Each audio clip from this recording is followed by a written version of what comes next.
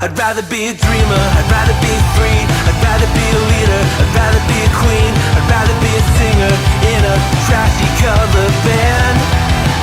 I'd rather be a closer, I'd rather be clean, I'd rather be a poser in a magazine, I'd rather be pretty much anything else than your machine.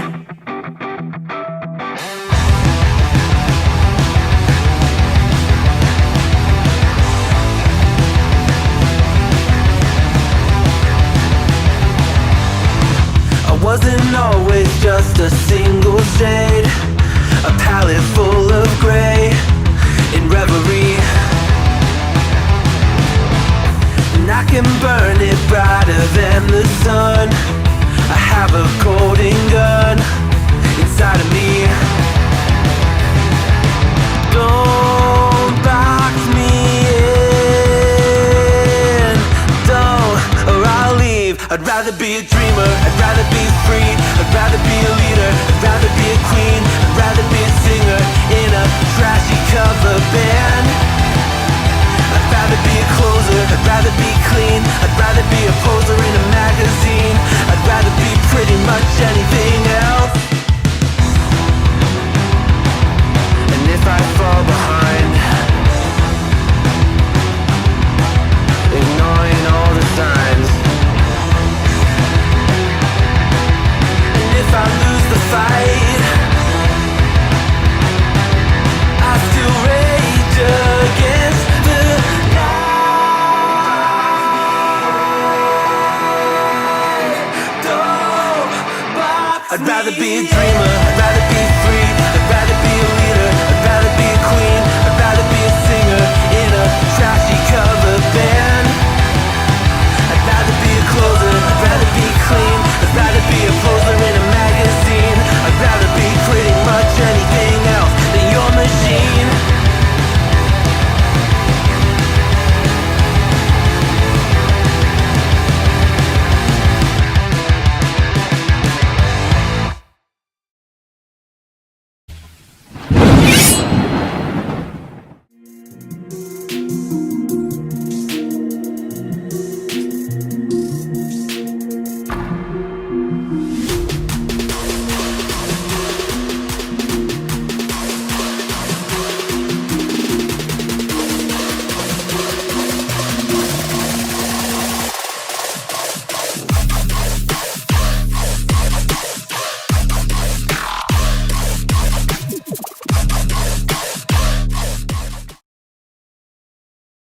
Hello gamers from around the world, this is Boxenberger, the video game enthusiast from Germany, and I would like to welcome you to this week's episode of The World of Gaming, the #1 podcast where we discuss everything that happens in gaming. And Dutch, we took a break the last week, plural, and so I'm excited to be back this week. We've got some interesting stuff to talk about. But before we do that, I want to welcome this amazing community. A big welcome to everyone who is watching here live on YouTube. A big welcome to everyone who listens after the fact, either here on YouTube or on Spotify, Apple Podcast, wherever you're listening. A big welcome to you guys as well. And Dutch, my man, how are you doing today? Yeah, I'm not bad. I am just work. Just work is pretty much all I've been doing. Work, gym, and I haven't really been in the gaming bug recently. Shout out to Stu, who very, very, very kindly gifted me a copy of Final Fantasy 16 the other day. Nice. So that was nice, but I still haven't had the chance to jump on and play it because I just haven't been in the headspace to play it recently with just for work and things. So, but I will get around to it because I love Final Fantasy 16. So I'm gonna be loving playing it again on Xbox. Obviously, Final Fantasy 16 was super. Just gonna get past that big opening section that's just mostly movie and get to the actual gameplay, and then I'll be good. Yeah. I mean, you've played the game before. I loved it. Yeah. I really enjoyed 16. It wasn't like a typical Final Fantasy. It was very much action oriented, right? Yeah, But very much so. Had a fun combat system, a great story, and some epic set pieces and boss fights. So definitely worth a playthrough, man. Definitely worth Yeah, a playthrough. absolutely, absolutely. And I've got to convince Stu to get it for himself as well after kindly gifting it to me. So, Stu, I know you're in the chat now. Thanks Absolutely. again. But you need to buy it for yourself and play it. Indeed, indeed. All right. So today, Dutch, we have plenty of talk about not just standard news, but a lot of actual news about games, which is why we love this hobby, right? Yeah. So I'm looking forward to that, man. Again, a big welcome to everyone who listens here today. Say hi in the chat. And before we get into some news, Dutch, we always need to talk about the most important thing in gaming, and that are the games that we are playing. So, guys, in the chat, let us know what you guys have been playing, and Dutch, what kept you busy over the last weeks. Yeah, like I say, I haven't really been gaming that much, but Mm, I am thankful for having a nice fancy Switch. Because in the tiny moments that I do have little urges to play on anything, I just jump on the Switch for a little bit and have been playing Pokemon. That's pretty much it. oh, how's it running? But all of them, Switch? I've been playing it running butter smooth. It's like a brand new Scarlet specifically on the Switch 2 is like a brand new game. It's just it is, yeah. It's one of those.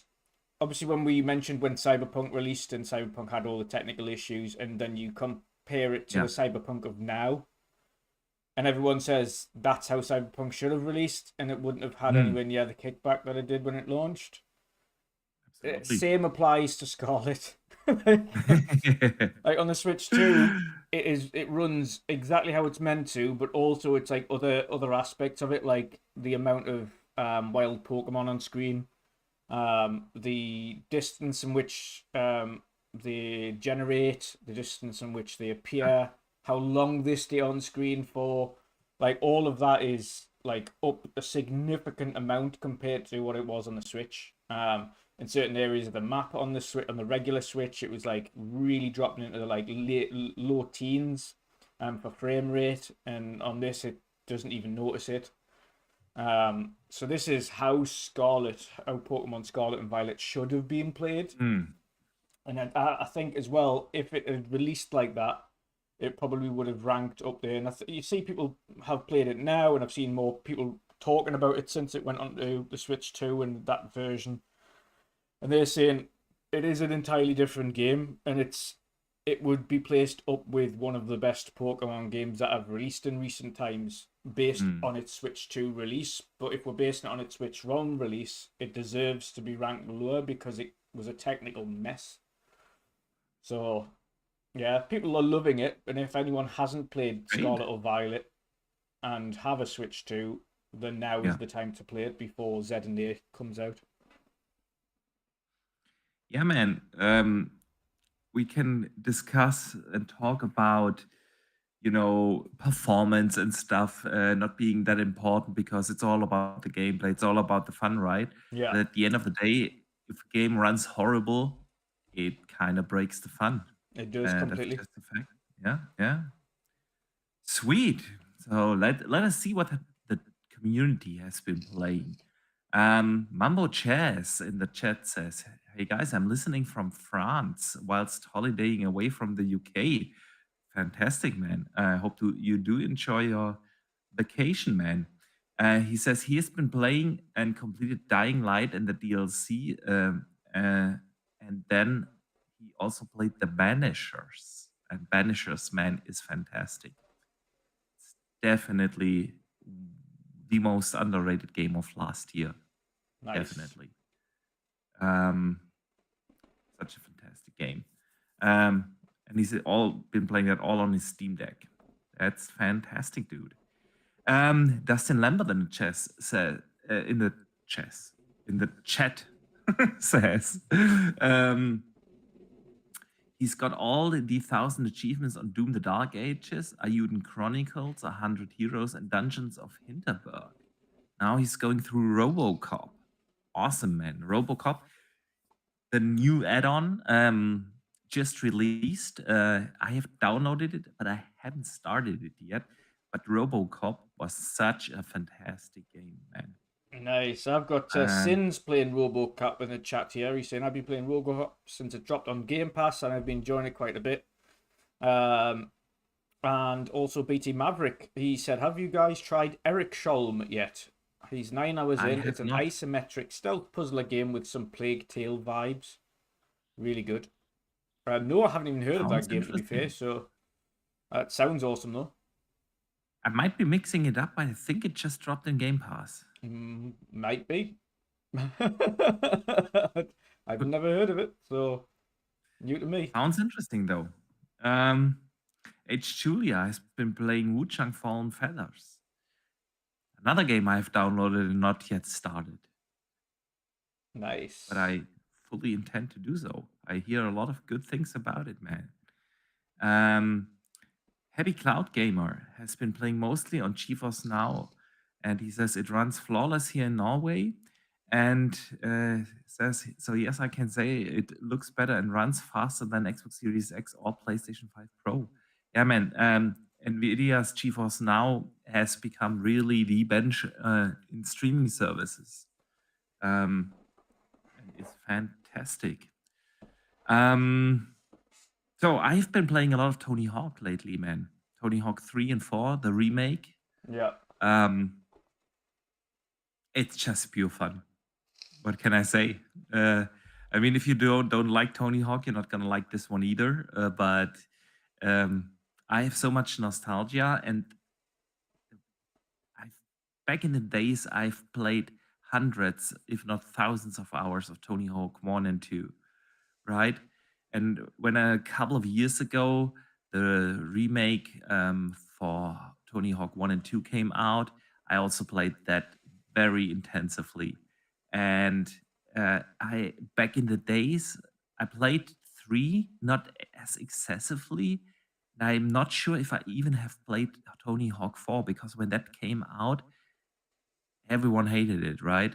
For some reason. But now in the remake, I'm absolutely having a blast. It plays perfect, just like 1 and 2, the remake, and it is fantastic to play some, parks I'm not that familiar with. So, yeah, man, Tony Hawk is absolutely super fun and has been taking up most of my gaming time. Nice. And on my Rock Alley, I have been playing Batman Arkham Origins again. I got that recently in a sale for, I think, €3 or so. And since Batman Origins isn't in the digital store on Xbox for some reason, I thought I need to add that to my library, and probably very soon I'll be able to play that on my Xbox as well through Steam Access. But yeah, man, Batman Arkham Origins is such an underrated Batman game. It's definitely not the best one in the series, but it also got a lot of hate back in the days for some reason. But it actually has a great story. It has some of the best boss fights the series has to offer.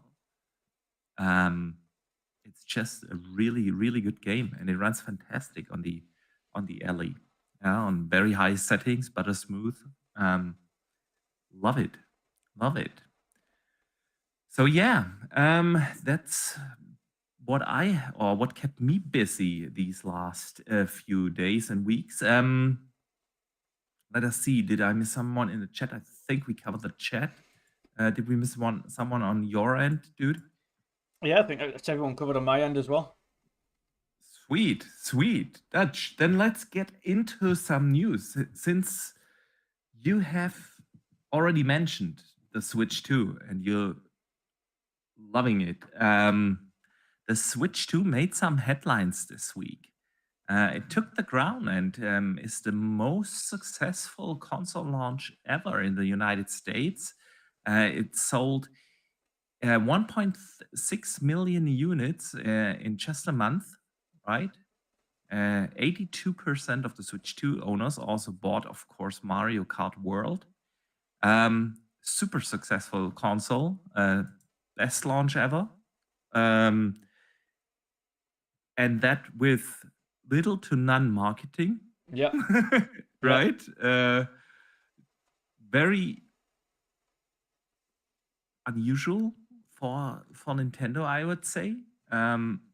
Usually, at least I'm not sure how it is in the UK, but in Germany, they usually do pretty big marketing campaigns.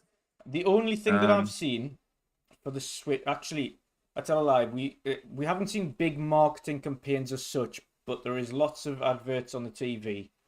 So there's lots of regular Switch adverts that have Mario Kart on, and obviously most recently, you've had the Donkey Kong Bonanza adverts all over the place. all right. But I've seen it once in predominantly. TV, but that's about it. Yeah.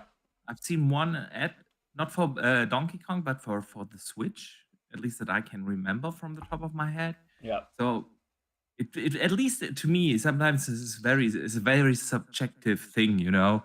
But for Nintendo, who usually run pretty big ad campaigns, I have seen little to none, no billboards, no nothing about the Switch 2, but it is also here in Germany very, very successful. And that with well, at least in the hardcore bubble that we are in, right?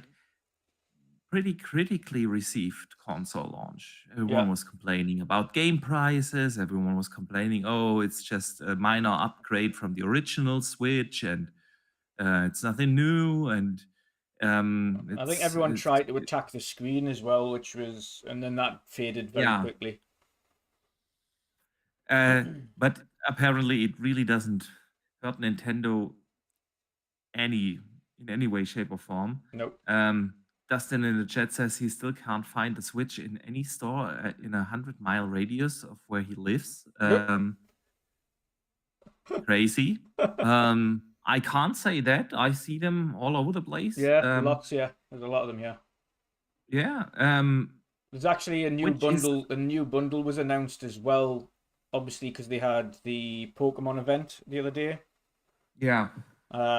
And the new bundle was announced for Switch 2 plus Pokemon ZA for when it releases. So there's going to be the Pokemon bundle. There's no doubt there's going to be a form of limited edition Pokemon Switch at some point. And then, for sure. Yeah, and then when a new Mario releases, there'll be a limited edition Mario one. When a new Zelda releases, there'll be a limited edition Zelda one. You know how it works, and you know how they work. Yeah. But yeah, it's. I mean, I don't know many people with the Switch 2. I know one lad at work has also just got a Switch 2, and he's loving it. Like I say, I'm glad I've got a handheld as well for just being able to chill out when I'm not really in the head frame to dig into a big game. Dude, handheld gaming is so relaxing. It's not just for on the go. It is just so convenient to lay down in bed or. Yeah. Been doing a lot of just outside gaming lately. Half an hour here and there. And... Yeah, 30 minutes, an hour, just in my backyard, you know, chilling out. Yeah.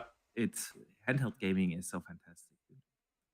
So yeah, man, great success. And obviously the Switch 2 taps so heavily into the casual market that just doesn't care about the conversations our hardcore gaming bubble sometimes has, you know, about the screen or saying that same thing. We have to give them a shout out though. We said the other week when we saw the Donkey Kong Bonanza reviews, and in fact, even this was before the reviews came out. We saw the original kind of event, the showcase event, showcasing what it looked like and things, and game looked absolutely fantastic. It's by the same team that did Super Mario World. Super Mario. What was the newest one on the one that you loved? Mario Odyssey. Odyssey, yes. It was done by the Odyssey team, and obviously it came out to critical acclaim. It's in the 90s. And everybody who's played it has said it's almost a masterpiece. It's fantastic. It's like hats off to the Odyssey team again. So, yep, smash it out the park. I haven't got it yet, but I will be getting it. It's definitely, again, I've mentioned, well, as soon as I seen this, the full gameplay breakdown of it, I was like, yeah, I have to play that. Yeah. Then obviously we've got Metroid coming out at some point this year, and then Pokemon. So I'm all good. I'm all good on the Switch front. So Yeah, it's awesome, plenty to man. play. But I'm still gonna hold off for a while. Yeah. I fully intend to buy the Xbox Rock Alley this year, and just don't have the funding this year for Yeah. new handhelds, right? And by the way, tapping into that, BTS Maverick in the chat says some cool new specs on the MSI Claw A8 and Lenovo 2. Yeah, man, I've seen that. They're also packing the Z2 Extreme from AMD, right? The AI version. Also, some beefy prices.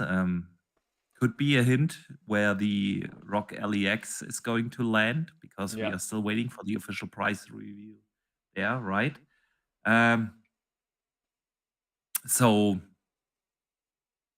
yeah, man, handheld gaming. When do you think we will learn about there's got to be Gamescom. something. You think Gamescom is the place where they reveal the Rock LEX? Yeah. What else they got to tell? What else they got to talk about? Great point. I mean, but Gamescom usually isn't the place for big announcements. Yeah, but I think It's just a more price tag on something that's already been announced isn't a big announcement. Yeah. I mean, I expect the thing to be there, right? Yeah, exactly. It'll be at the Xbox booth. People will be able to play I think they it. won't make a big deal about it. I think they'll just say, like, this is the official release date and this is what the price is going to be. They'll have like one of those sit-down talks with Phil Spencer or one of the hardware team or something like that, and they'll break into a new trailer about it, and then they'll release the price and the thing. I just don't think they'll make a big deal about it. I think they'll just say this is what the price is and this is when it's releasing. Okay. Could be. I'm honestly thinking they will wait as long as possible. Because there's just so much going on in the world right now, right? There are the tariff discussions. There are a lot of competitors coming out. The MSI Claw A8, for instance, and the Lenovo 2.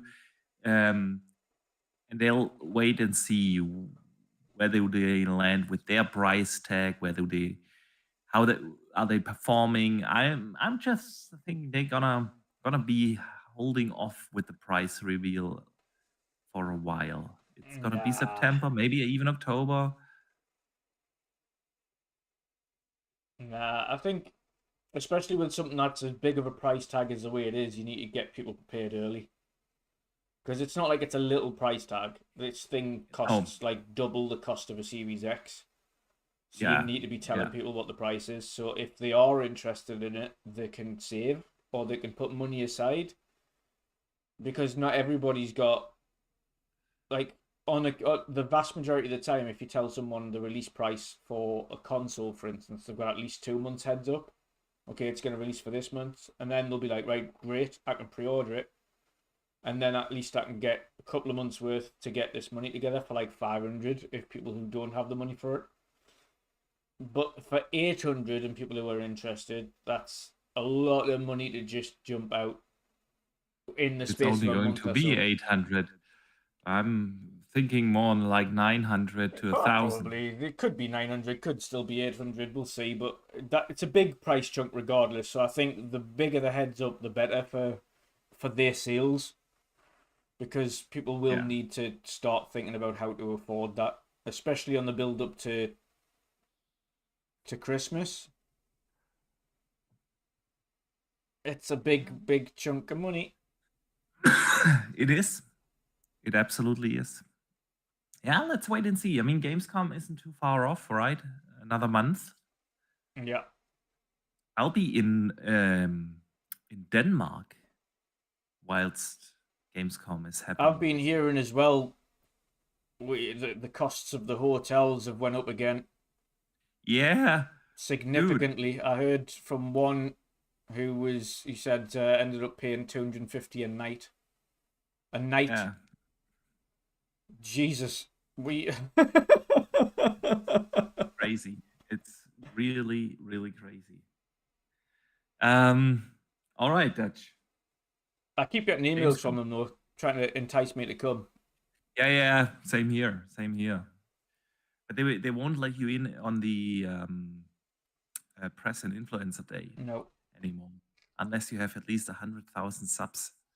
Yeah, and even then, and we're still pretty far off. Xbox tester Maurice, he was originally rejected, and then eventually he's now going.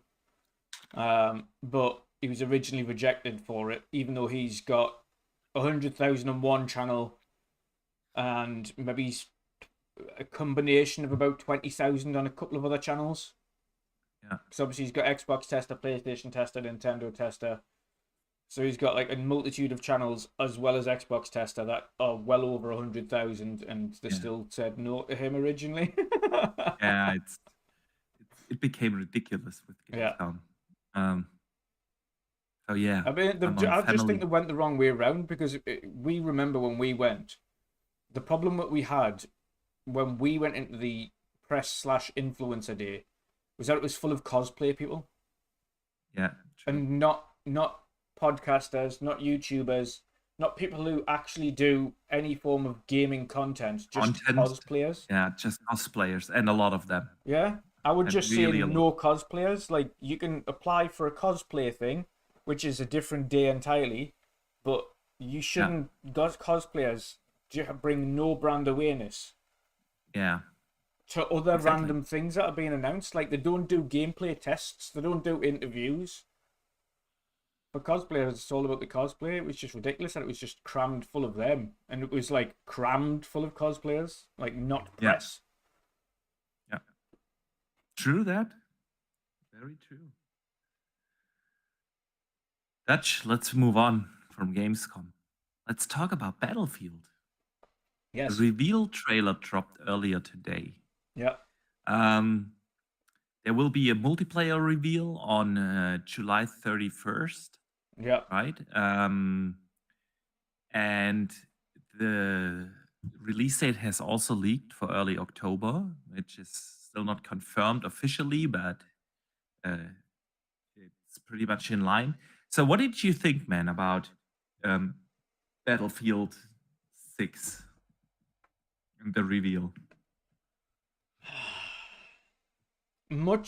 Yeah, I'm going to put this in the nicest way possible I can for anything to do with EA. Much like this sports game problem that they've got every year, Battlefield has had the same issue every time it's launched for a while now. Since Battlefield 4 and Bad Company, there hasn't really been a fantastic Battlefield. Battlefield 1 was okay. Battlefield 5 was okay. Battlefield 2046 or whatever the hell the last one was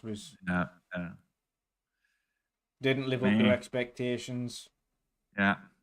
And so I'm really like, trailers are... I just don't hold my breath anymore. It's like, yeah, it looks all fancy, it looks cool, it looks great, but I probably still won't get it at launch because I just don't trust it to be running correctly at launch. I feel like it's going to have a lot of issues at launch, just like the last Battlefield did. It's going to be... I just don't trust them. I don't. It's very hard to be positive about them. I mean, the trailer looked good. Yeah. Really good. Like, in terms of visuals, absolutely fantastic. Of course, a lot of action. I like the setting. I don't like these fancy sci-fi settings in these kind of games, when Call of Duty or Battlefield or so, like you said, the last one who did 20, 40 something. It's modern day, it's fast paced, it looks fantastic. I do like that. I could end up enjoying the campaign absolutely. But am I getting the game for what is rumored to be the 80 price point, right? Just to play the campaign for 5, 6, with good luck, 7 hours, right? Probably not. And do I trust them in terms of the multiplayer? I mean, let's see. We will get the reveal in a week, the multiplayer reveal, but they need to do something special. And it's not to say the multiplayer isn't jump in. Yeah, it's not to say the multiplayer isn't fun. That's never been the problem with Battlefield. It's just that there's always a lot of issues, technical issues with the multiplayer, especially at launch and just after launch. There's a lot of technical issues with it. And we found that out a lot of times, which is why people jumped off 2046 for a long time, and it took them years to get people back. And even now, I don't see really anyone playing the game. No, the game has died many years ago. I mean, on the good side it's been a while. Yeah. Right? When was it? 4 years, 5 years ago? So it's been a while since the last Battlefield. I give them that. They seem pretty confident about it, right? I just hope that, because we have heard so many internal expectations, right, on what the game needs to do. They expect an insane and absolutely unrealistic player count, right? The revenue targets are super high, and it's just nuts from EA to assume that Battlefield 6 will be able to live up to that, right? 100 million players is just not 100 feasible. million players. Nope. Not in the slightest. Not even close. Not even close. Not in this day and age. With them, they'll be lucky if they get even 1/5 of that. Yeah, I mean, even 20 million would honestly surprise me.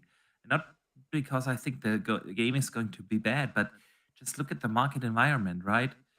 They launch back to back with Call of Duty again, right?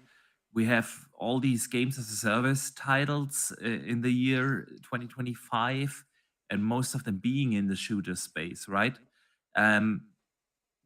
Where should the 100 million players come from? Yeah, it's ridiculous to expect something like that. So yeah, let's see. I did like the trailer though.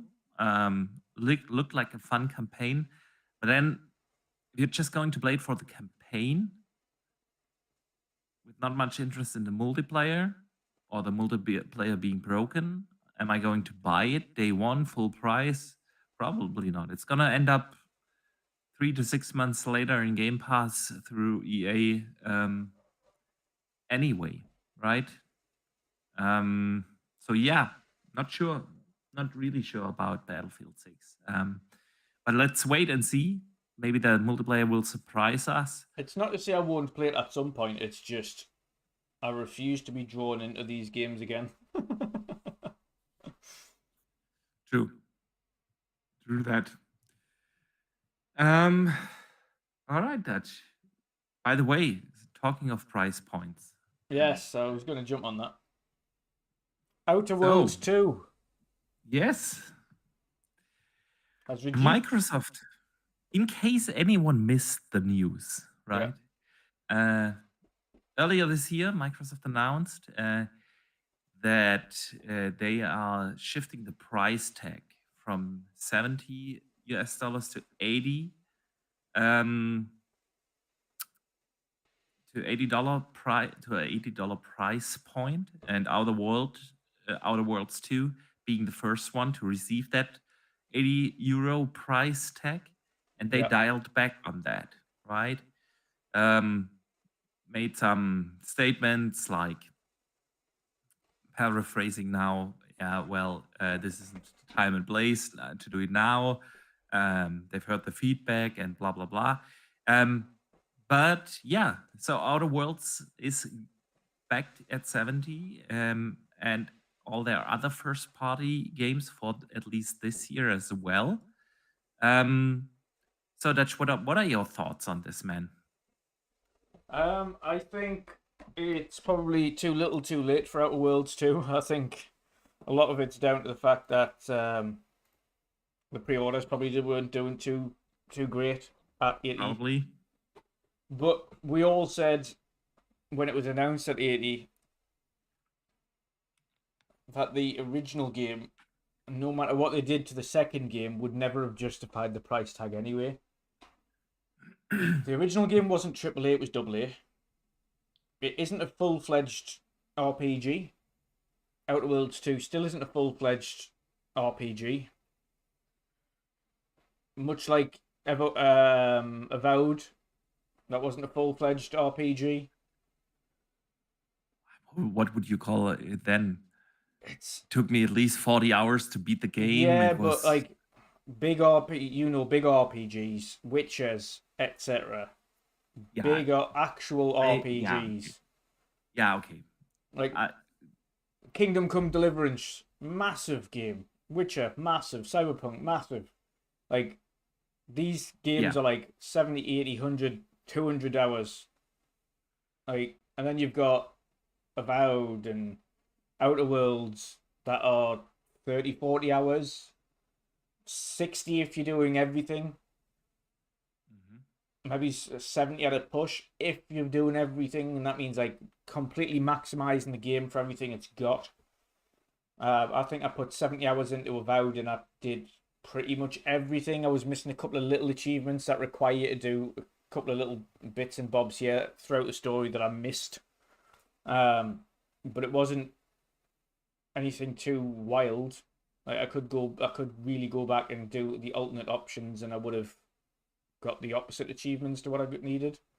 But either way, I just don't feel these games justify the 80. They're not ones that jump out, and it's stupid to say. I think it's stupid to say justify the 80 as if we should be justifying any games at 80. Because I don't think we should be justifying any games at 80, let alone talking about this one. But when you're talking about games that justify 80 price tags, if Cyberpunk fully released brand now with all the content it has now, including Phantom Liberty, that would be 80. If Witcher released now with all the content that it had released, that would be easy 80. Look, these are games that are justifiably okay. If we're going to talk about 80 and what they're worth, they're $80 games. We're talking about GTA potentially being 100 quid, but analysts think no, that'll probably be 80 quid as well.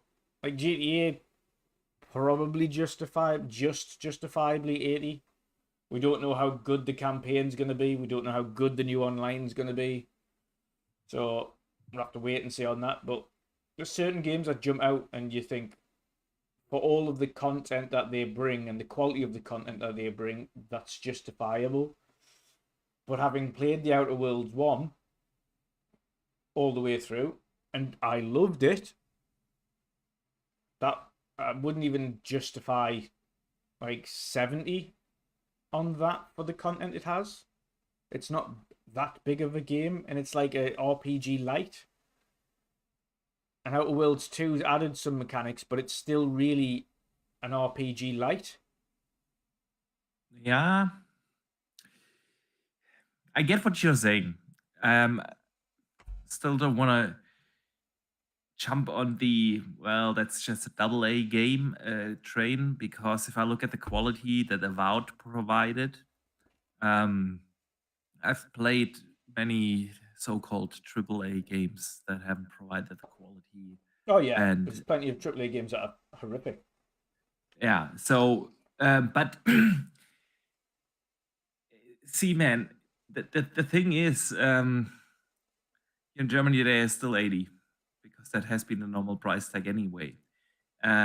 Nevertheless, of course, it's a good thing that they dialed back on that strategy. And I don't just look at it from an Outer Worlds 2 point, because Outer Worlds 2 was just supposed to be the first one from the Xbox games that received that price tag, right? Yeah. But they redacted that from everything that comes out in 25 going forward. And so that's a good thing. It just makes you wonder again about the flip-flopping that is happening at Xbox, right? Because they just announced that. It's not like, okay, that has been the plan for 5 years now to increase the game prices in 25 or something like that. They just announced that a few weeks or months ago. Now to backtrack again on that thing, and it makes you wonder who plans these things at Xbox. What's up with their communication and their strategy, or do they even have one? And that is really the first thing that came to my mind. Of course, I'm happy. I'm happy for everyone who wants to buy the game. Just gonna play it anyway through Game Pass, right? So it wouldn't have really affected me in any way, shape, or form that they increased the game prices. But when I look at this on the bigger scale, on the bigger picture, could it be right that the games industry realized, hey, an 80 price tag in the year 2025, where one of the biggest problems from in the gaming industry is that people have so many awesome free to play games, where gaming just became generally cheaper through subscription services like Game Pass, right? Where the competition is bigger than ever before, not just with free to play games, where we have a release of a big AAA game like twice a month at least, right? And you're not just fighting for the money of your customers, but also for their time, right? Because who has time to play all those games? Yeah. And in that kind of market, to increase the game prices, probably not a good idea. But we knew that like a few months ago when they announced the whole thing, and they must have known the same thing as well. Did they really think they can get away with it? And like one of the things you said very early in your train of thought is, have the pre-orders been too low? What has changed their minds in the few weeks since the announcement, right? And you could have seen that coming, that it is not a good idea to put an 80 price tag on Outer Worlds. And why get all the negative press? Because when they announced that, everyone, every media site, every influencer, every YouTuber, every podcaster talked about this in a negative way, right? We had the same discussion on this podcast also. So why, if you could have seen that coming, so why do you do it? Why do you change the strategy so willy-nilly, so quickly, right? I don't know. What do you think? Market feedback. If the market's not there to pick it up when you announce it, you have to bow to the market. Otherwise, you just don't sell the game at all. It's just it's as simple as that. If you set a price tag and the market says nah, there's nothing you can do other than drop the price. Literally nothing you can do to tempt someone to get that game other than drop the price. I want to clarify as well, because Sin was saying I'm not classifying Hours Played to being an RPG. Are you? No. I'm classifying when I was classifying an RPG or would classify an RPG, it would be more in-depth systems to be an RPG. Outer Worlds is RPG light, as is Avowed. It's RPG light. It's not a full in-depth RPG system. But in terms of the hours played thing that I was speaking about, that's more the amount of content and the quality of content that's included in these big games that I mentioned, like Cyberpunk, like Kingdom Come Deliverance, like Witcher 3. The quality and the quantity of content in those games would justify them being the price tag of 80 plus if you release them today. But the likes of Outer Worlds and Avowed, etc., don't have the quantity, quality, or in-depth mechanics to be justified as an $80 RPG. They don't. That's not like we're fortunate enough to be Xbox Game Pass subscribers where we don't have to worry about whatever price tag's being set because we get to play them on Game Pass. But if Game Pass did not exist, and we speak about Boxy speaks about the Switch too, and just go, nah, I can't justify it right now because money wise and content wise, there is not enough there for Boxy to justify right now spending $400, $500 on a Switch 2 when he knows in several months' time there's going to be the ROG Xbox Ally, which would be his second and new one, and he'd upgrade his current system, which would give him more content and more quality, which is understandable. And that's what people would do. If Xbox Game Pass did not exist, we have to take that out of this equation entirely at the second to justify spending habits of consumers. And nobody looked at Outer Worlds 2. I mean, Outer Worlds 2, don't get me wrong, it's going to be a fantastic game. But the first one didn't set the world on fire. Yeah. The second one won't set the world on fire, no matter what price tag it's on. So already causing themselves issues by setting the price so high isn't doing them any favors. The game was never going to sell amazingly anyway, and they're not going to do themselves any favors by pricing themselves out of the race entirely. So they've just bent to consumerism, which is what I think most companies should do. If they're not willing to do it, and judging by the reaction, they're clearly not willing to do it. They've bent the knee and they've reduced the price to 70 instead of 80. So yeah, we'll see how that affects things going forward. Agree. Some other changes happened at Xbox. Some people might consider it already old news, but we haven't had the chance to talk about this on the podcast before. Microsoft has removed movies and TVs. Yep. Yes, they have. It makes...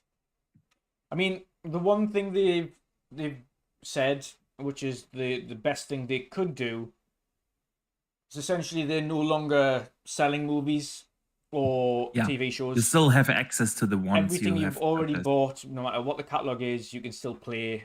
You'll still be able to play all of your content. You still have it for as long as the Xbox exists or my Windows Store exists, etc. It is a purchased item, so it is there for you to play on PC and or Xbox because you've purchased it. But they're just not selling them anymore, and I personally think that's because I cannot remember the last time I got it, and I don't know anyone else who purchases. Like, only Wilmy's the only person on the timeline that I've seen that's got like 4,000 purchased things on movies and TV. And I was like, I've never purchased a single thing on movies and TV on Xbox in the entire time I've owned Xbox. Yeah, me neither. Never. And I can't imagine. They've probably looked at movies and TVs and thought, why have we even got an active marketplace? Like, they probably sell maybe in the thousands. And that's across all movies and TVs every month. Which I think we both agree that that's the reason why they are not continuing with it. It's just taking up resources and space that just takes away. It's when you've got things like Netflix apps and Disney Plus apps and Prime apps and Hulu apps and all that stuff on the Xbox already. What's the point in having a video marketplace? What's the point? Like, keep it for gaming, and if someone wants to download an app to watch films, then download an app to watch films. But like, just I mean, that was the whole problem with the TV reveal with the Xbox One. Yes, yeah, TV, right? TV. It was so cool to have streaming apps like YouTube and Netflix on the Xbox 360 when no one had the chance to have those apps somewhere else. But by the time the Xbox One was announced, right, smart TVs were already the standard. But I do miss the snap feature where you could snap live TV. Pretty awesome though. With your TV in thing where you could plug your actual cable into the back and stream your actual live TV through your Xbox with the snap feature. That was cool. But you know, in this day and age, and for many years now, I can't remember when I have used a streaming app on my Xbox. I have them all on my TV. I have them everywhere, right? And that was already the case back in 2010 or whenever the Xbox One came out. That's just it already became the standard to have these apps for Netflix and Amazon and so on your TV, right? So there was really no need for that anymore. And the same goes, of course, for that service. When services like Netflix, where you just pay the monthly fee, and Disney and so on became the standard thing to do. Who went on Xbox movies and TV to buy movies there? That's, like you said, there. I really don't know anyone personally. So yeah, I'm not gonna miss it. It's just a regular or logical thing to do for them to shut that service down. Yeah. But yeah. They've also decluttered the store on Xbox as well. Right. Pyro in the chat says, Microsoft Movie and TV app used to be my main digital library, but due to the restrictive but due to how restrictive it is to access, I moved to Prime Video to buy movies and shows last year. Yeah, that's where I buy shows. I buy them on Prime if they're not for free available on Amazon Prime or Netflix or Disney, which rarely happens. Yeah. And the only purchased items I've got is on Prime as well. Yeah. But good to know that Pyro was one of the users for Microsoft Movie and TV. Interesting. All right, Dutch. Let's stick with Xbox for a bit. Starfield, and let's talk about Starfield. After the massive layoffs recently, a lot of people really didn't know what are or how's the future going to look for some of the ongoing games. We had no idea how is Rare affected with Sea of Thieves after them canceling Everwild, right? Yeah. And so on. And of course, the same question went to Bethesda. They also had to lay off people, and we know they are working on Elder Scrolls 6. They have already released a Starfield DLC. Nothing has been properly announced, like with a trailer, no Starfield DLC announcement or so on. But this week, they came out and confirmed that there is more content coming for Starfield, and we're going to learn more about it later this year. So My mind automatically, logically went to Gamescom. Yep. Even though we said earlier, usually not the place for big announcements, but then is a DLC announcement really big. I could see that making sense to have Starfield at Gamescom playable, the DLC playable in the booth somewhere. So what do you think, man? Is it good? Should they just focus on Elder Scrolls 6 and get that out of the door? How are you feeling about new Starfield DLC? I still haven't played the previous DLC, so Really? yeah, Really? yeah, I have it. I just haven't played it. I will at some point. I mean, it's probably a good chance if they release some more DLC to play them both back to back and get them both out the way of. Hmm. I enjoyed the game. Don't get me wrong, but I mentioned this when I'd finished playing it the first time round. While other people absolutely loved Starfield, it didn't hit the same highs for me as Skyrim did. And I didn't have the same nostalgia or same wonder or anything I did. And I still loved the game, and I spent countless hours crafting and making spaceships and stuff like that, and it was still intriguing. Still very much enjoyed the game. I just didn't have the same buzz that I had with Skyrim, same fondness for it. Well, that's because it's not high fantasy, right? Yeah. But hang on to that train of thought. Let me shout out Pyro in the chat, who sends in a £2 super chat and says, "Yes, I'm alive. I missed you guys." Yeah, great to see you, brother. I hope you're doing well. It's great to have you back here in the chat, man. Yeah, Dutch, Starfield. See, I really, really like the game. But it is unfair to compare it, of course, to Skyrim. Skyrim is one of the best games ever made.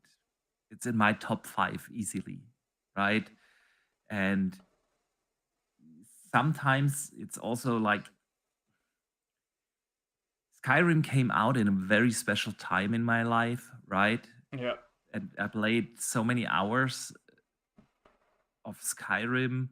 And then, of course, it's high fantasy. High fantasy is just the best setting for RPGs. There's nothing even close to it, right? And then again, it's also something time and place, right? When you play it. And so if I, of course, look back to Skyrim, I have so much nostalgia for it that it is kind of unfair for any game like to compare it towards that, right? It's probably very similar with The Witcher or something like that. Yeah. But I really did enjoy Starfield. I don't think it deserved the criticism it got. It was a fantastic RPG. Yes, it was the Bethesda formula, but that's what I want from a Bethesda Yeah. game. And it's not like they release a Bethesda RPG every other year, right? Yeah. So I'm absolutely fine by playing a Bethesda game every 6, 7, 8 years that follows that formula. And it was really, really well done. I really liked it. Did enjoy, the dogfighting mechanics, the space fights. I really enjoyed the diversity of the planets you can discover. Yes, some of the planets are not that super interesting, but that's what space is like, right? The main areas, the main hub cities were really well crafted. I thoroughly did enjoy the story. So I really, really did enjoy Starfield. And also the DLC, by the way. I've played it, unlike you. Yeah. And Starfield is probably my most played game on the Rock Alley. It's the one game I never uninstall on the Rock Alley. So I'm, of course, super excited for Elder Scrolls 6. And I want that rather sooner than later.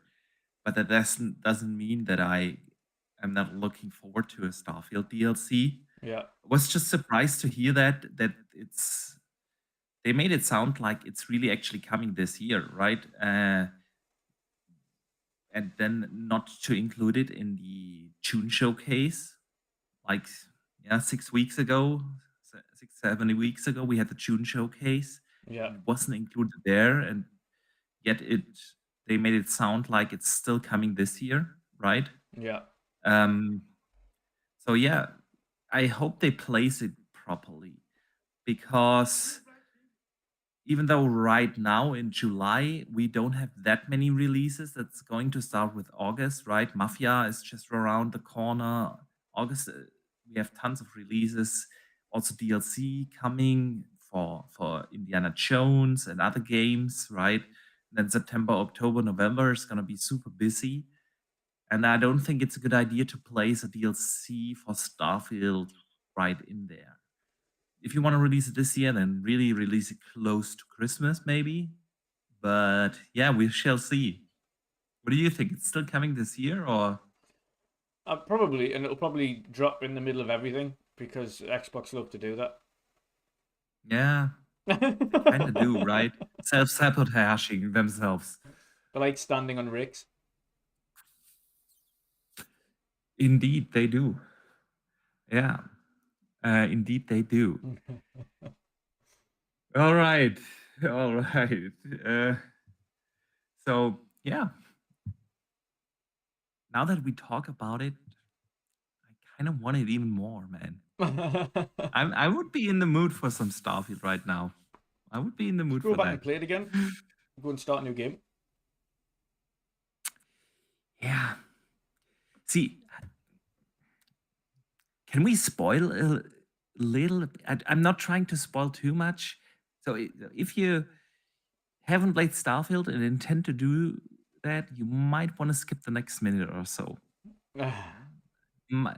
Mild spoiler warning here.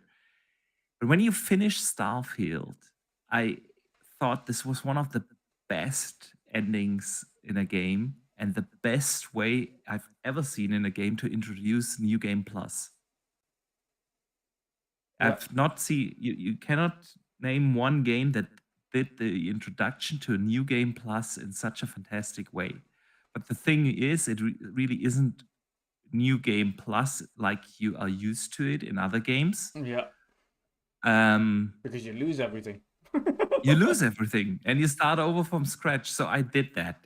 Yeah. And now I have an awesome character again, and I have an awesome ship again, and I have an awesome base again, and At least you've got the Starborn suit. Yeah, but that's kind of shit. Yeah, I know it is. So that's my thing, you know, and I don't want to lose that character again by finishing up the main story for a second time. I'm like literally in my second playthrough right before the last mission. I'm never going to start that because I just want to keep everything that I have now.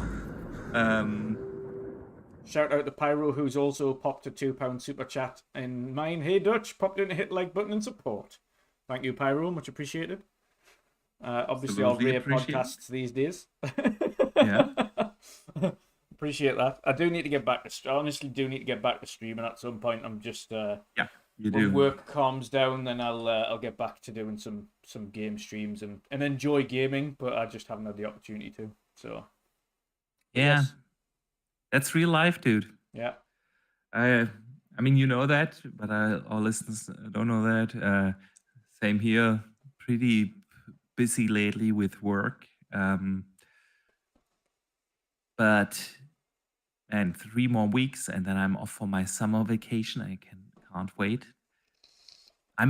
For that reason, I'm actually debating right now where to buy my games again with me.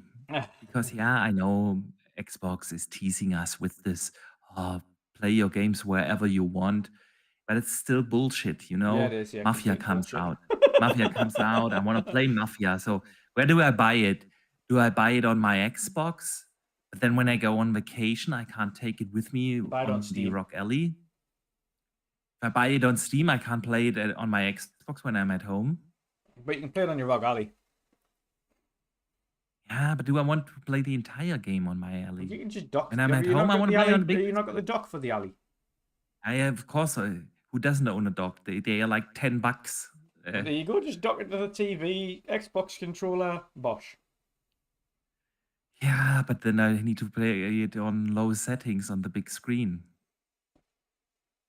See, That's the thing. joys That's of the owning an thing. alley. This whole play your games everywhere thing, and so I'm Just play it all on a up for smaller it. I'm screen. all up for it.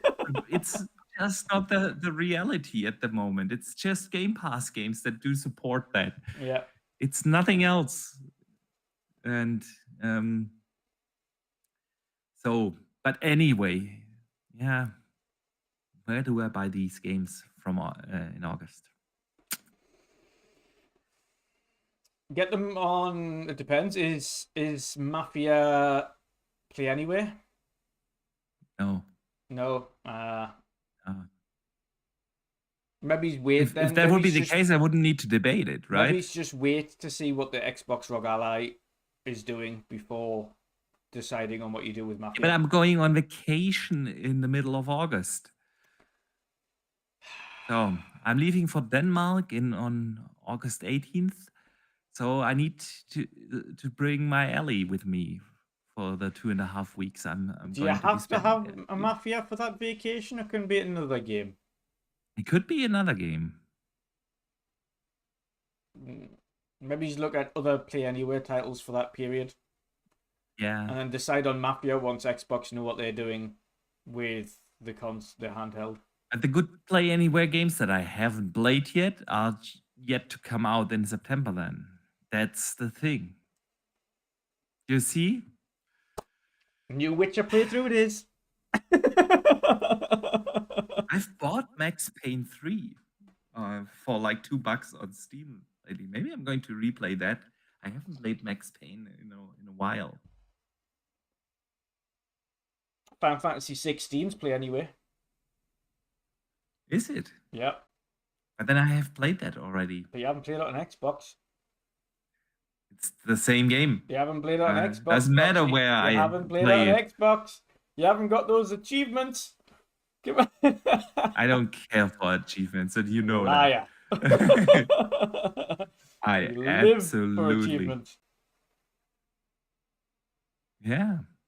Yeah. Pyro says I just should play through backlog games when on holiday. See, I don't have backlog games. Lies.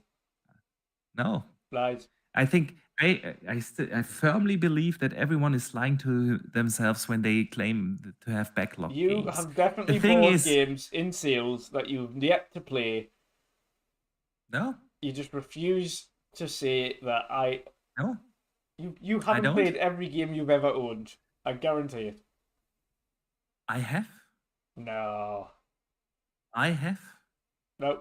Refuse to believe that. I absolutely Absolutely like every time there's a sale and it's like, oh, get this collection for £4, I'm like, oh, I will. And then I get the collection knowing full well that I'm not going to play that entire collection. I just wanted to have that collection in my arsenal. I can't say that. I have, of course, I have bought games, played them, and didn't enjoy them and stopped playing them. That's something different, right? But I don't buy a game that I don't intend to play. And that's why I always say this idea of a backlog. What is that? If people play, everyone has their, go-to game. Age of Empires, for instance, for me. Hundreds. I think I'm now at almost 1,000 hours in Age, right? So I have and everyone has these games. Everyone, yeah? And when you tell me that you have the time to play 1,000 hours of Age or Fortnite, or I don't know what your go-to game is, right? And at the same time, you have games you haven't played yet in your so-called backlog. That's not a backlog. That is just a list of games you pretend you want to play, but really don't. If you would want to play those games, you would have played them instead of spending an insane amount of hours on a game that is every time you play it the same. And that's the thing. That's why people have a list of games they pretend they want to play. But that's not a backlog. And I'm honest with me. I don't buy the games I don't want to play. I just buy the games and I play them. And of course, sometimes I have one game in a backlog, because if two big games come out at the same time that I want to play both, then I start the first one, and then the one other game is in my backlog, but I get right to it after finishing the game I'm currently playing. And that's why I can honestly say I've not a single game in my library I haven't played. I didn't like them all and finished them all, but I have absolutely played them.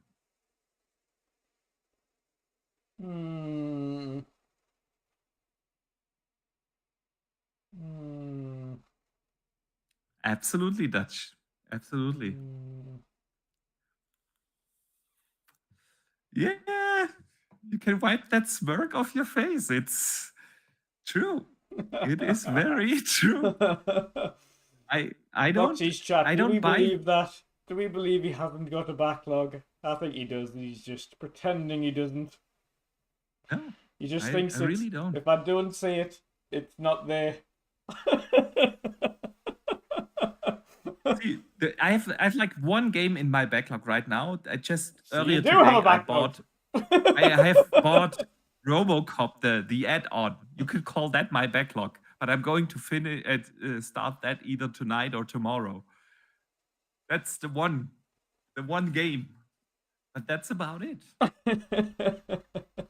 I don't buy into this idea of backlog. It's just people pretend they have these games, but if you actually wanted to play those games, you would have played them. And Pyro says, not true, Boxy. I bought Yakuza 3 to 6 several years before I finally came around to playing them, as Game Pass editions kept delaying me from playing them, but I did eventually get to them. So you have finished off your backlog game. The one game you have. But you did have a Or backlog. You will always have something in your backlog. Like one game, sometimes I buy a game and then I'm just finishing the game I'm currently playing before getting to it.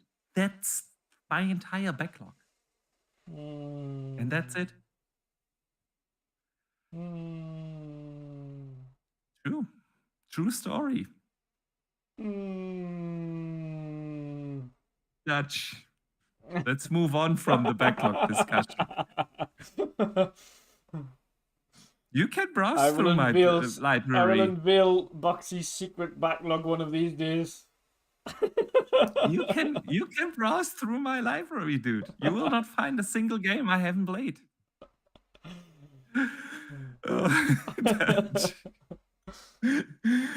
All right. Let's stick with Xbox and talk about a rumor. Usually we don't talk too much about some ridiculous rumors, but this week I wanted to bring it up because it's just so stupid how quickly that became headlines with like every major media site. Yeah.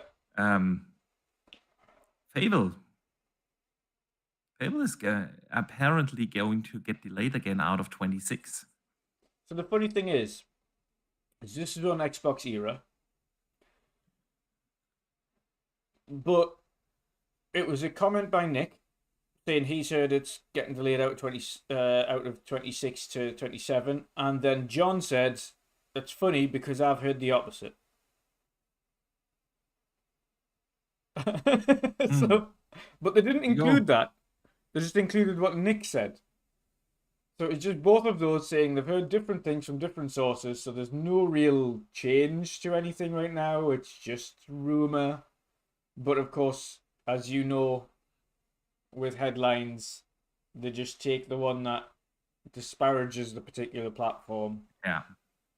And they run with it without doing any form of digging into it or confirming it. So Make of that rumor what you will, but I really mean, don't if buy they did into it. delay or cancel Fable, I think I'd just lose my shit. Yeah. I would be like, that's it, I'm done. I'm done. Playground, listen, Playground has been working on Fable for years. 8 years now. Yeah. It's been 8 years. Back in 2017, they confirmed that they are working on an action RPG. Yeah. At the time, they didn't reveal it was Fable, but they confirmed back in 2017 that they are working on an action RPG. So Fable has been in the works for 8+ years. They are not going to cancel it now. Not after it being shown off so many times already. It was supposed to come out actually last year, then it was moved to this year, now it's 26, and of course there's always a possibility that it'll be delayed again, and we don't know whether they are targeting an early 26 release for it Did or they not already late give the May 20. date? I'm sure they said May already, didn't they? No, GTA is May. Fable doesn't have a date. It just says 26. Or did I miss something? Maybe someone in the chat knows. But yeah. I highly doubt that they are going to delay it again. Listen, if it comes out in 26, that's been 9 years. 9 freaking years. Eventually, they're going to have to release it. I don't buy into these kind of rumors anymore. Just ridiculous. So did you Google search Yeah, it just Find some. literally just says 26. Yeah, exactly. May was GTA. I'm still betting on an early release, like a March or April thing for Yeah. Fable.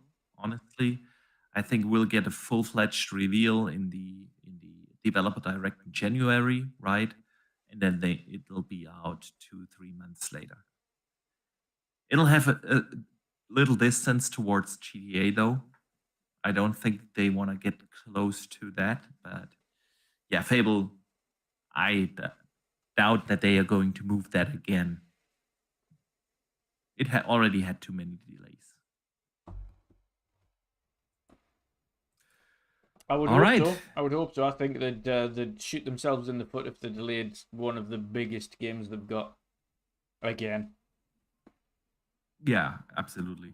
Agree. All right.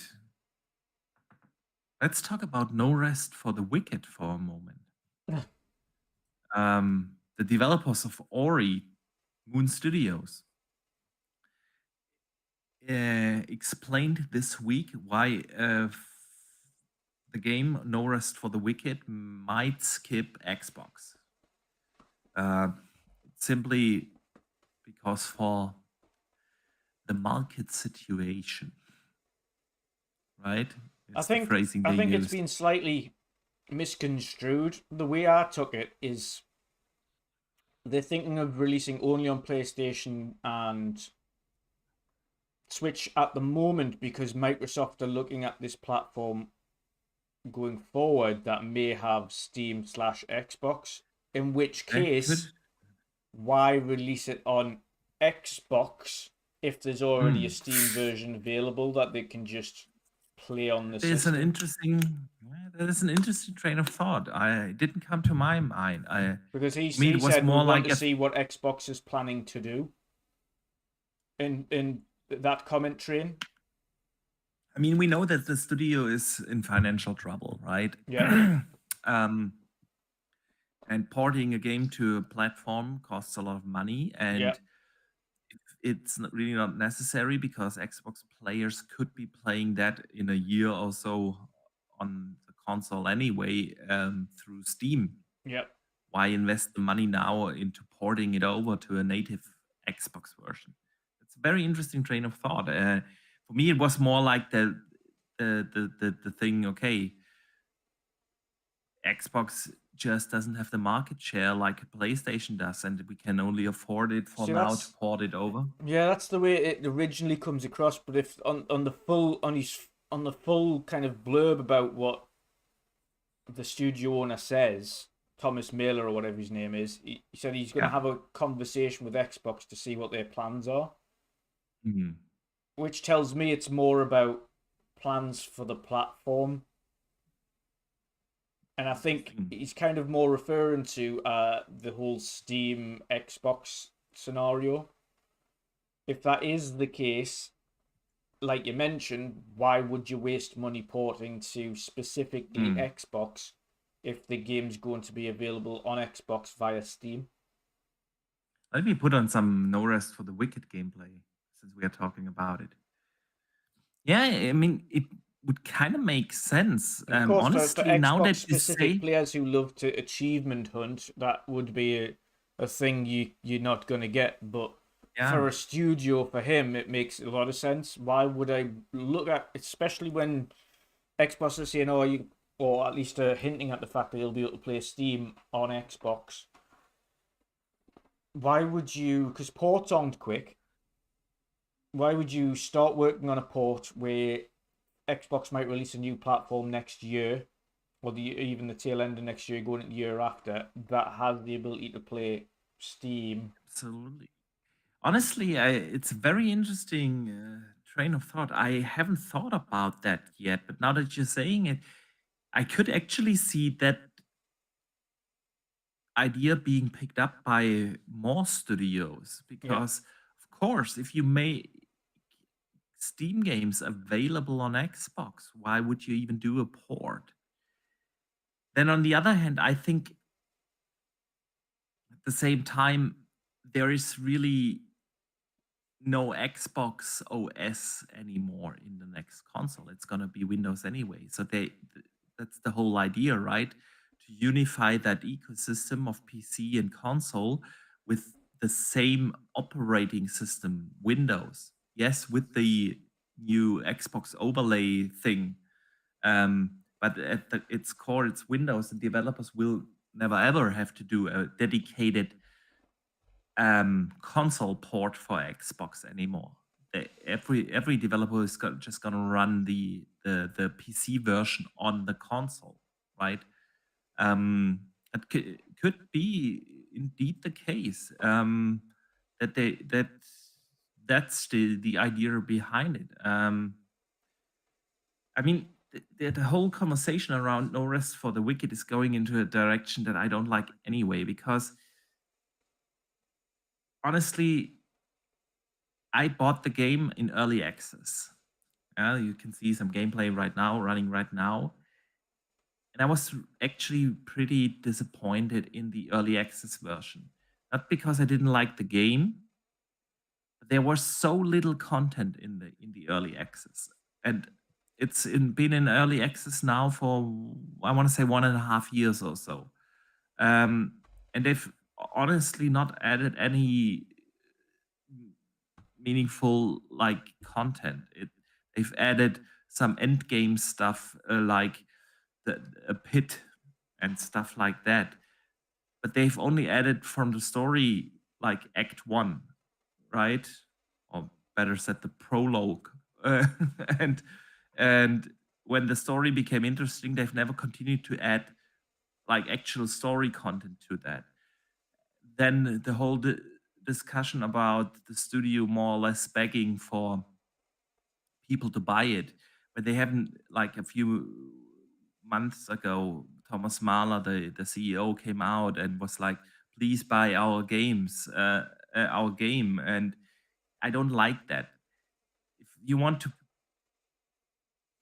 people to buy the game, make the game good and release it and give the people content.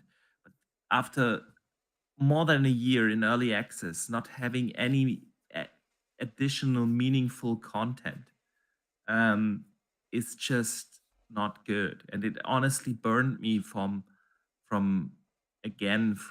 buying early access games, right? I'm waiting for the full release to give this game another chance, but this whole No Rest for the Wicked thing is not going in a good direction at the moment. I really don't like the conversations we're having around this game. while I really did enjoy the idea of it, it is a Souls-like action RPG, brutally difficult, but also kind of rewarding. I really did enjoy what I've played, but I've only played like after 6, 7, 8 hours or so. You have played everything that the early access version had to offer. And that's about it. And that's just not good enough for, and then to come out and beg people to actually buy the game. Yeah. Yeah. Pyro in the chat says, I still believe the real reason is because Xbox cut ties with Moon Studios after VentureBeat's toxic work environments, with 20 plus former remote devs there. Yeah, we still don't know what happened between the Xbox and Moon Studios. Really, there are different stories out there.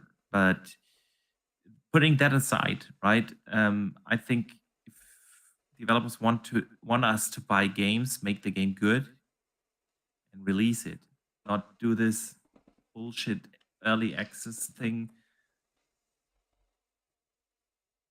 I mean, Path of Exile 2 was also early access. But that was pretty much the full game, the entire end game, almost the entire campaign. It was a pretty full-fledged game already, and very different. After 100 hours in there, you still didn't have played like remotely what the game had to offer. But with No Rest for the Wicked, very different situation. Very different situation. Anyway, Dutch. Let us get to the community questions of this week. Yes.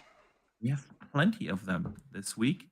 Like every Wednesday, you guys can write in questions or topics you would like us to discuss. We put up posts on X, on Blue Sky, on here on YouTube. No paywall. Everyone can write in. And this week we got a couple of good ones, Dutch. First comes in from Clued. He asks, now that I got the Switch 2, I've double dipped so many games like Yakuza, Cyberpunk, Dragon Ball Z. Do you guys frequently double dip games, or or do you think it's just a waste of money? Play anywhere is the best. Dutch, Yes. do you double dip on games? Absolutely. I've double, triple, quadruple dipped on every Final Fantasy game that's been released. Yeah. Hogwarts, thankfully the good thing with Hogwarts is I own it on Xbox, but it's on PS Plus, and I'm playing it there as well. So that's not a double dip per se. But no, I've Minecraft I own on everything. GTA I own on PC and on Xbox and on Xbox 360. That was like 3 separate purchases. No, I've got so many double dip games. With Hellblade 1 I own on PlayStation, Xbox, and on Switch. Witcher 3 I own on Xbox and Switch. What else? Minecraft. Dungeons I own on Xbox and Switch. Yeah. Crash Team Racing I own on Xbox and Switch. Yeah, I've got loads of games I double, triple, quadruple dip on. And there's probably more to come, to be fair. Like I mentioned, Final Fantasy Remake will come out and I'll be getting that on Xbox. Yeah, there's a few where I just want to have it, especially with handhelds. I think with handhelds it makes you want to have it on multiple places as well. Yeah. So compared to the size of my gaming libraries I have across PlayStation, Xbox, Switch, and PC, I wouldn't say I do it often. But of course, there are games here where I've double dipped. I mean, Witcher. I do own The Witcher. I do own that on every system. I own it on PlayStation, Xbox, on Switch, PC. And I have, by the way, Dutch, again, no backlog. I've played it on all those systems. I've played it on all of them. I'm really. I would hope at this point, considering how many times you've played them, that you have a Yeah. full achievements on Xbox, at least minimum. I don't have full achievements on The Witcher How? because I don't care for achievements. I Yeah, don't but look them up. even by pure coincidence and happenstance, the amount of times you've played it, surely you've done. No. You know, there's always this. This is why I don't like achievements. I don't want to look up. Oh, I need to dance on one foot while singing "Kumbaya" and throwing 3 bombs into But you not someone's look up, face. for instance, like there's one achievement for having like this very rare specific set of armor or swords or something like that. And do you not even by pure? No. You don't even look to see what's the best one in the game, so I can not even just outside of achievements, just what's the best armor and weapon, so I can go and get that. I really don't care for that. Why? I just play the game the way I feel. It is fun to me. I do the stuff I enjoy, and then I'm good. Then I'm good. I really don't look after achievements or trophies or anything. It's just not my thing, dude. It's just not my thing. But yeah, double dipping. I also double dipped, by the way, on Diablo, for instance. At the time when it came out, it was not Game Pass. Yeah. But it supported cross save. So I bought it on PC and console, so I can play it on the Rock Alley and on console. And of course, I double dip, but not with like I wouldn't say I do it often, but there's the occasional game, of course, where I do double dip. Yeah.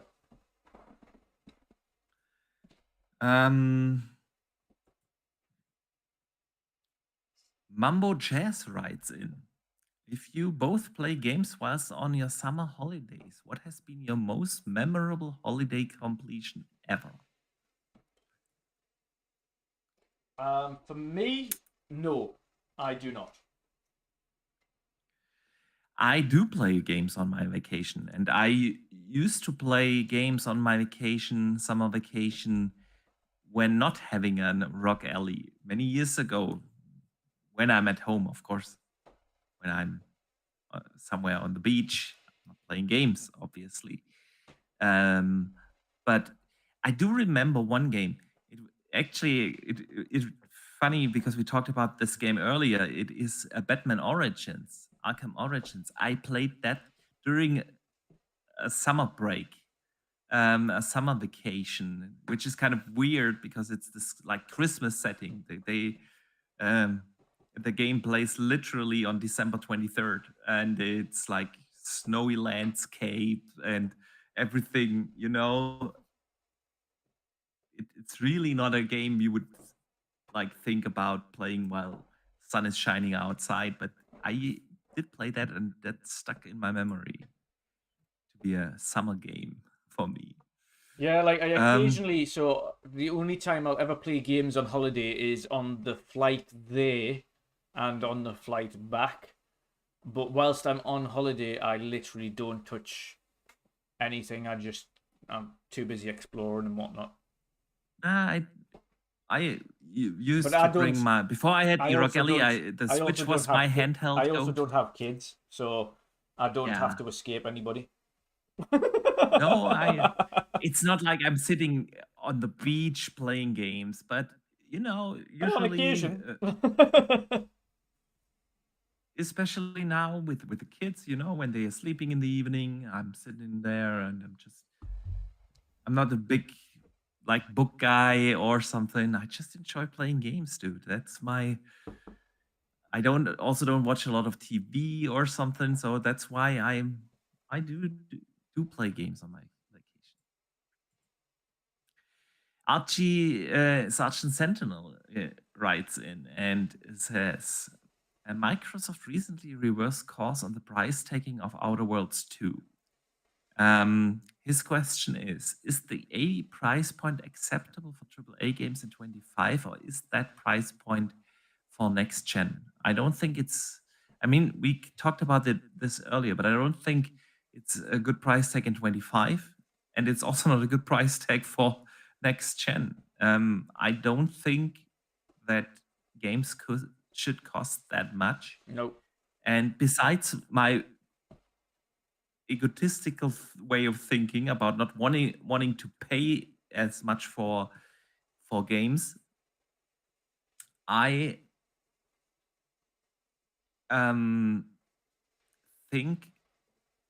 truly think what I said earlier.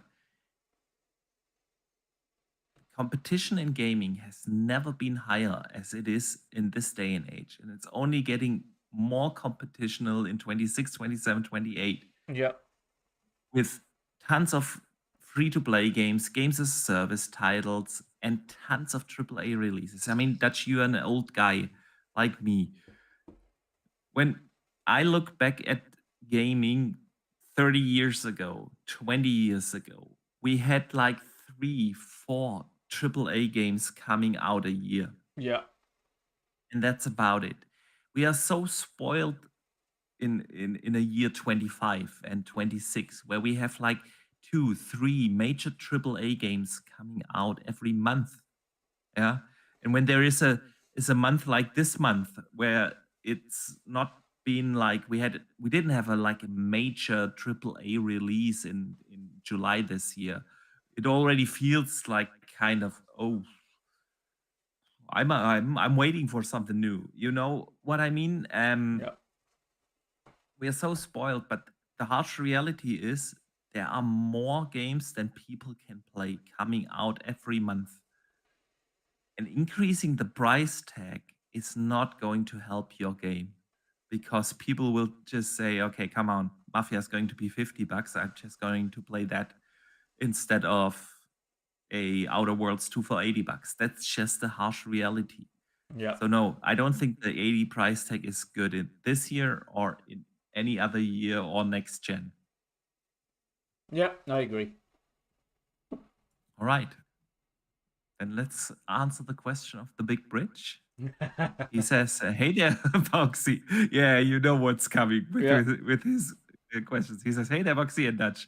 Have a fun podcast. My question is, you've started a reality dating TV show for video game NPCs. Which NPCs would you imagine as participants?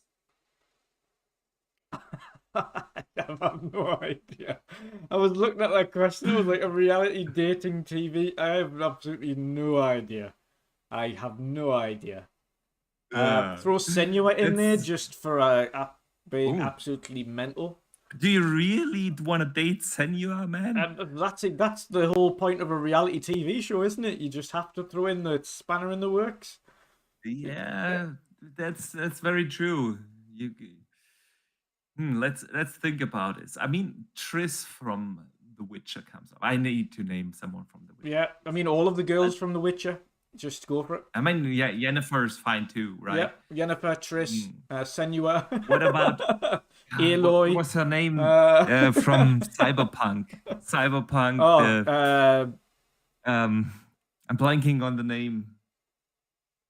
Oh no, was it Judith or something, or what was her name again? Yeah, something like that. We could put that in. I mean, the chick from Stellar Blade, right? You gotta spice things up. Oh, Judy. Judy and Panam. Judy. Yeah, Panam. Yeah. Yeah. Panam. 100% Panam. Everyone's Panam.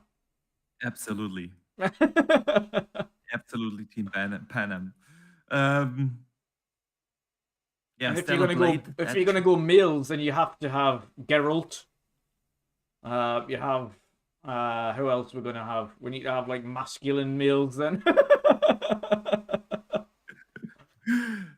Marcus Phoenix. Marcus Phoenix, yeah. Yeah. Is he called Ryu from Like a Dragon? Ryu, yeah. Who else? That's a tough question, dude. It is. BT Maverick says Snake, Senua, Ratchet, and Mario. Mario would be a funny one, or Luigi. That would be fun. Yeah. Nico from GTA says Siki. Yeah. Yeah. Trevor from GTA would be even funnier. Oh, Mambo Chess says Master Cheeks. Yeah, from the TV show version of Master Cheeks or the game version. Very good point. Very good point. All right. Charles Wilson asks this. Forza Horizon 5 is the best-selling game on PS5 in 2025 on PlayStation, I think. What are your thoughts? I think it's a fantastic game, well deserved, right? Yep, fantastic game, well deserved. Kind of seen it coming because we all said it was a fantastic and the best open world racer there is. It would be a very big surprise if it didn't perform well on PlayStation because it's just a fantastic game. Yeah. So, and I mean, what else has there been on PlayStation? Racing wise, it's just GT. That's it. Yeah. That's it. No, but I mean this year. Yeah, there's not much. Not much. Astrobot. Not much. That was last year, but that didn't sell well. Right. Mambo Chess. Well, that's because they put a big price tag on it. Yeah, that's true. That's true. Mambo Chess asks this. I'm not sure if I'm allowed, but I have a second question. Of course, you're allowed, brother. He says or asks this: if you could dream a game come true, could you describe it? A Final Fantasy IX remake in the style of Expedition 33. Interesting. I mean, with the announcement of The Witcher 4, I kind of have that game, but I don't want to name that.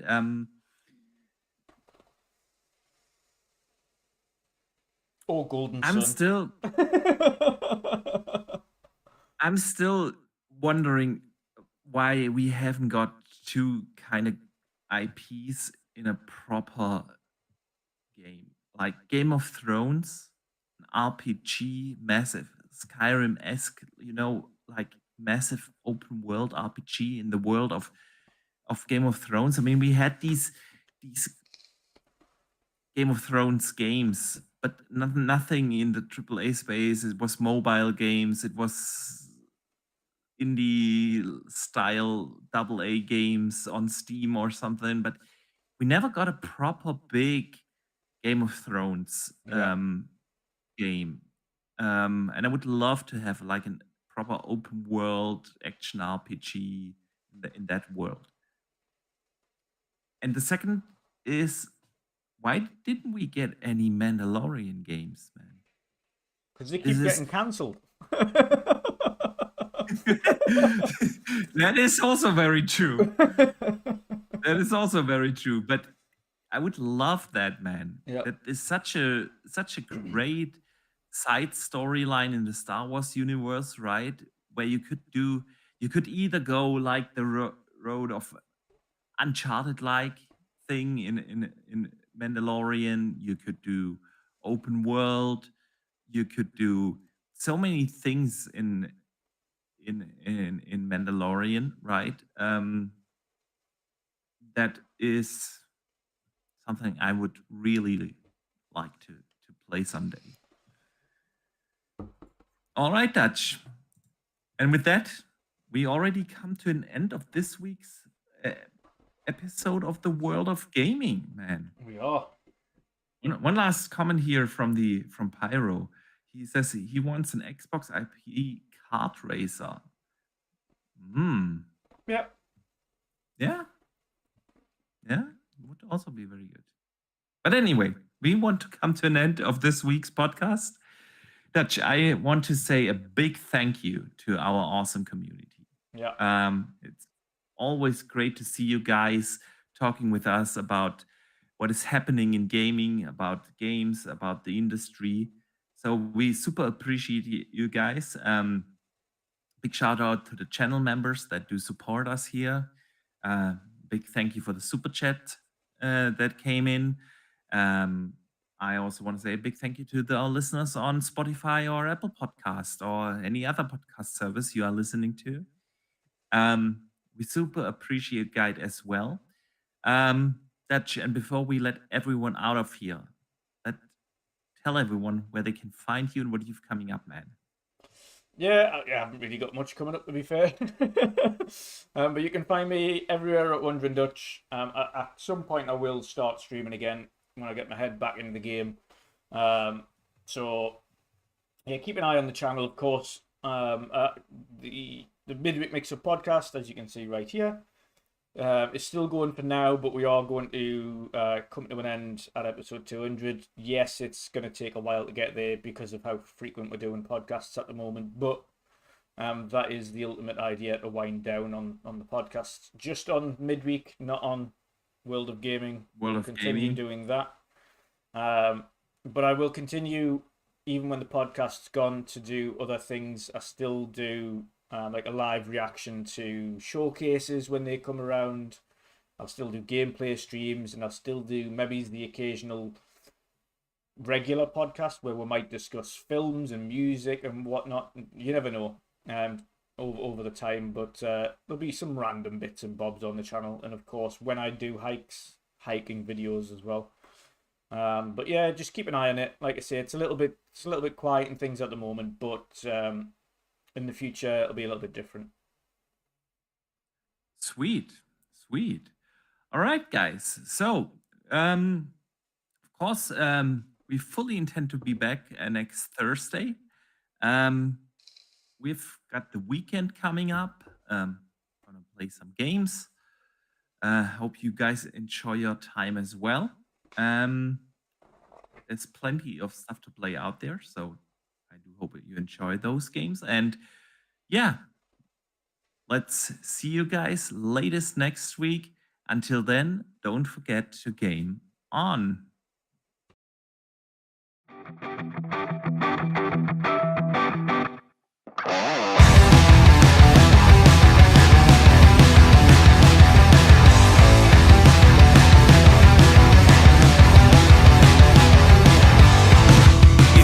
Got my number figured out, a motive born in drought and brevity. And if I'm not the soul of your design, I blatantly decline your remedy. Don't box me in, don't, or I'll leave. I'd rather be a dreamer, I'd rather be free, I'd rather be a leader, I'd rather be a queen, I'd rather be a singer in a trashy cover band. I'd rather be a closer, I'd rather be clean, I'd rather be a poser in a magazine, I'd rather be pretty much anything else than your machine.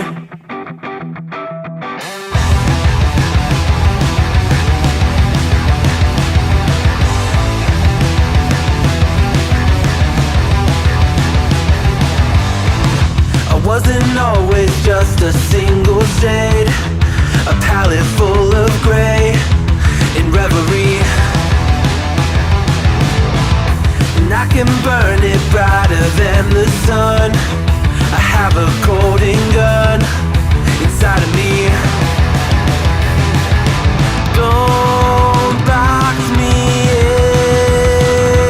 in, don't, or I'll leave. I'd rather be a dreamer, I'd rather be free, I'd rather be a leader, I'd rather be a queen, I'd rather be a singer in a trashy cover band. I'd rather be a closer, I'd rather be clean, I'd rather be a poser in a magazine, I'd rather be pretty much anything else. And if I fall behind, ignoring all the signs, if I lose the fight, I still rage against the night.